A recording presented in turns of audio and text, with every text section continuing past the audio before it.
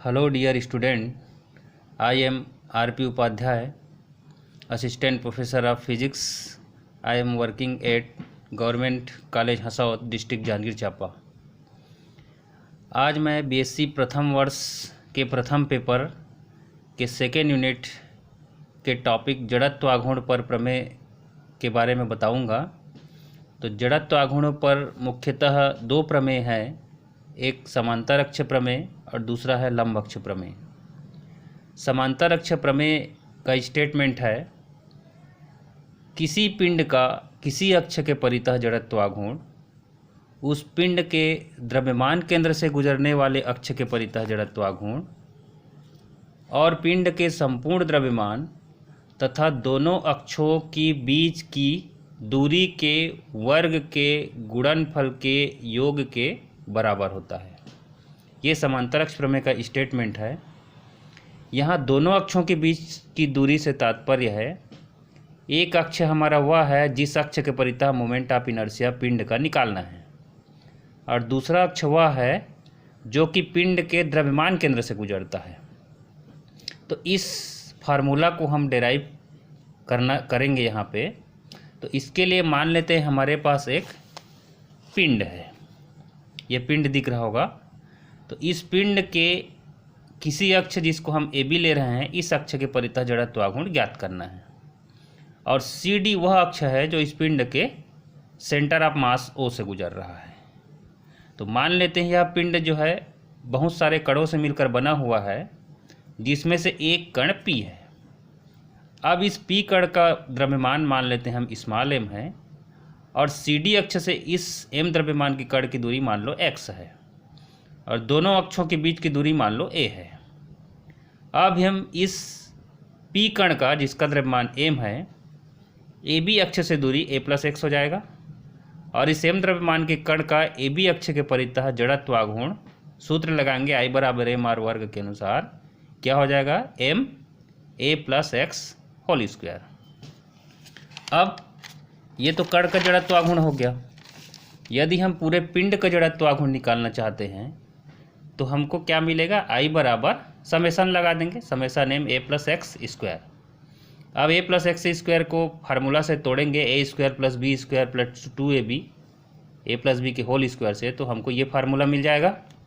Summation को जब हम अलग अलग कर देते हैं इसमें और कांस्टेंट को बाहर ले लेते हैं, तो यहाँ ए वर्ग कांस्टेंट है बाहर आ गया, यहाँ 2a कांस्टेंट था तो वो बाहर आ गया। अब यहाँ पे देखिए सिग्मा एम क्या है, ये पिंड का पूर्ण द्रव्यमान है, और ये क्या है, द्रव्यमान केंद्र से गुजरने वाली अक्ष के परितः जड़त्व आघूर्ण है। तो ये ICM हो गया। इन तीनों वैल्यू को हम इसमें रख देते हैं इस इक्वेशन में, तो हमको क्या मिल जाएगा, आई बराबर एम ए वर्ग प्लस ICM प्लस ये वैल्यू तो 0 हो जाएगा। तो ये फार्मूला हमारा डेराइव हो जाता है I equal to ICM plus M A वर्ग। ये बहुत महत्वपूर्ण प्रमेय है, इसको परीक्षा की दृष्टि से भी इम्पॉर्टेंट है। अगला प्रमेय हम देखते हैं लंब अक्ष प्रमेय। तो लंब अक्ष प्रमेय क्या स्टेटमेंट ये है कि जैसे हमको कोई समतल पटल दिया रहता है, मान लेते हैं हमारे पास ये समतल पटल है, तो इस समतल पटल का लंब अक्ष ये हो गया, मान लेते हैं जेड अक्ष है ये। तो इस अक्ष के परितः जड़त्व आघूर्ण जब निकालना चाहेंगे तो ये किसके बराबर होता है, इस तल में दो अन्य लंबवत अक्ष होना चाहिए, और वो दोनों जो है इस जेड अक्ष के परितः भी लंबवत होना चाहिए। तो इस जेड अक्ष के परितः जड़त्व आघूर्ण होगा वह उसी के तल में स्थित दो अन्य अक्ष, जैसे एक्स और वाई हम ले लेते हैं, उनके उस अक्ष के परितः जड़त्व आघूर्णों के योग के बराबर हो जाता है। दैट मीन्स ये अगर जेड अक्ष है और उसके तल में एक्स और वाई दो अन्य अक्ष हैं, तो आई जेड बराबर आई एक्स प्लस आई वाई हो जाएगा। तो इस स्टेटमेंट को हम बोल सकते हैं, किसी समतल पटल के तल के लंबवत अक्ष के परितः जड़त्व आघूर्ण उसी के तल में स्थित अन्य दो परस्पर लंबवत अक्षों के परितः जड़त्व आघूर्णों के योग के बराबर होता है, और ये दोनों अक्ष एक दूसरे को उस बिंदु पर काटते हैं जहाँ से लंब अक्ष गुजरता है। ये स्टेटमेंट है।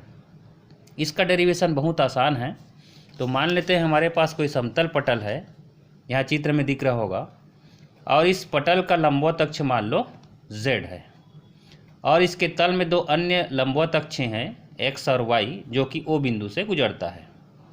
अब इस समतल पटल में मान लो P कोई कण है जिसका द्रव्यमान स्मॉल m है, जिसकी x अक्ष से दूरी मान लो x और y अक्ष से दूरी मान लो y है तथा z अक्ष से दूरी मान लो r है। तब इस m द्रव्यमान के कण का x अक्ष के परितः जड़त्वाघूर्ण हो जाएगा, जिसको Ix दिखाया गया है, इक्वल टू सिग्मा mx वर्ग। उसी प्रकार y अक्ष के परितः जड़त्वाघूर्ण इस m द्रव्यमान के कण का हो जाएगा Iy बराबर sigma my square. Similarly z अक्ष के परितः जड़त्वाघूर्ण हम लिख सकते हैं Iz बराबर सिग्मा mr स्क्वायर।